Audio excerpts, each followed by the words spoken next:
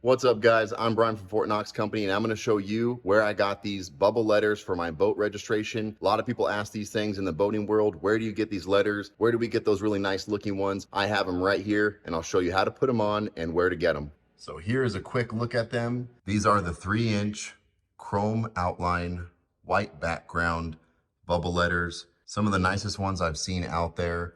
I've used this company several times for boat registration letters and numbers. You cannot beat the quality of this, and the installation is super easy, partially because they package them so well and they prepare the item for you. But these are always asked about in the boating community, it seems. Everybody asks where to get them. So if you're not going to go fully custom with hand painted letters, or if you don't want to go to the simple vinyl sticker letters, these are your next option. But if you're going to invest any money into these types of letters, I would highly recommend taking a couple steps before you put them on and to make sure that they go on correctly the first time. Going off the instructions from the Department of Wildlife, they will tell you that they need to be at least 3 inches tall, some type of block style lettering, and they usually ask that they contrast the color of the boat. And you're going to have them on the port and starboard side, somewhere in that front portion of the boat.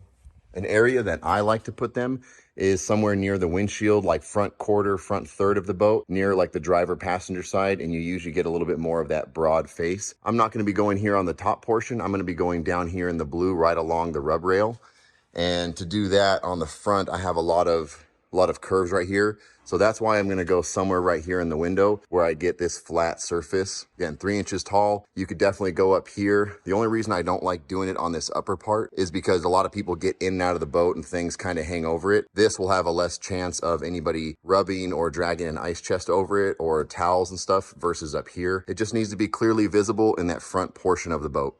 Next, we are going to go with our letters. It's from 3D Lettering. I'll put links for this and links for the other ones in the description there. These I've used on many boats. Everybody always asks me whenever they see them where they can get a set of them. Not too hard to find, but again, I'll put links for them just in case you want to be able to get right to them. These are the letters for the boat. They come in 2 pieces. They're perfectly cut. So they do have a lot of quality as far as like being able to place it, and they're not just chopping up the paper and you have to kind of use your own reference. You can actually use these edges as references because you can see it's evenly spaced around the backing. So when you peel it off, you don't have to worry about any uneven edges. So when you're placing them, it makes it a lot easier, and I like that too as well. Like again, very good quality product, packed very well. I would highly recommend them. So I've already gone ahead and I've made my references here just about 1 inch below the rub rail. I'm then going to use some rubbing alcohol and just a paper towel to clean the area to get any oil or any waxes that might be on the boat off, because I want to make sure that it sticks really well.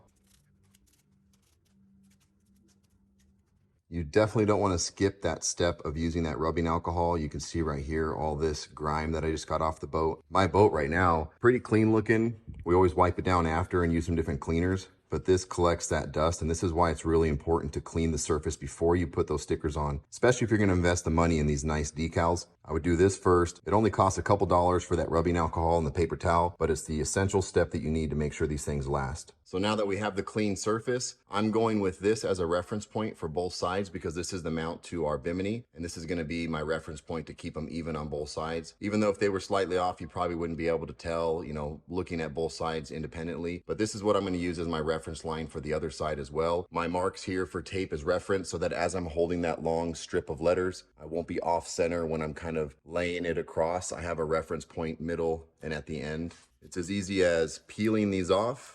Be very careful. Again, these are thick bubble letters, but you don't want to rip them off. You can see right here on the L, it gets a little stuck.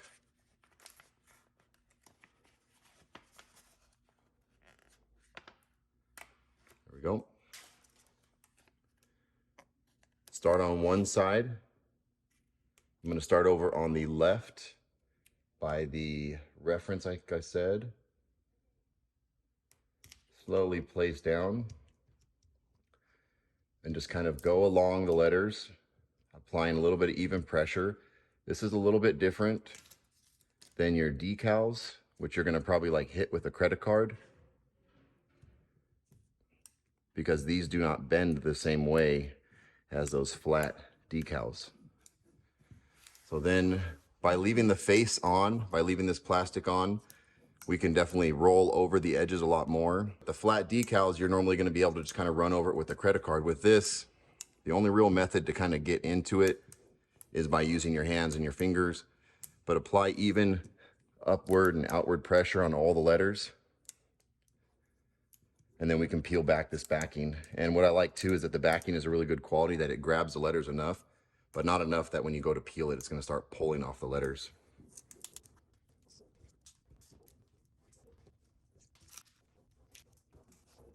Another thing you can do if you want to make sure that they're on there really secure is apply full pressure onto it for 30 seconds per letter.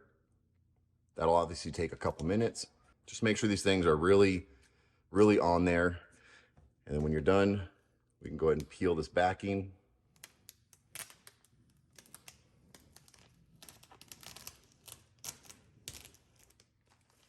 There we go. I'll also put some links for these types of letters there. These are your basic decal ones that you can get. I would say maybe about 1/3, maybe half the price of the bubble letters.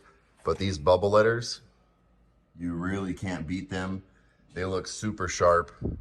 But I'll put a link for these as well in case you want something just simple and quick. These you can apply very same steps, but you can just run a credit card over it to kind of get them flat. These you're gonna have to apply a little bit of pressure by hand. Both can be easily done. You can have a good looking boat out there. They also have different color options usually. These obviously come in probably a bigger variety. These ones, sharp, chrome edges, white background, and like I said, they really stand out. So I hope you guys enjoyed the video and you find it helpful. Again, links for these are in the description. If you have any questions, let me know. I'm really good about answering all those comments down there. Thank you guys for watching. Don't forget to like and subscribe, and I'll see you guys on the next video.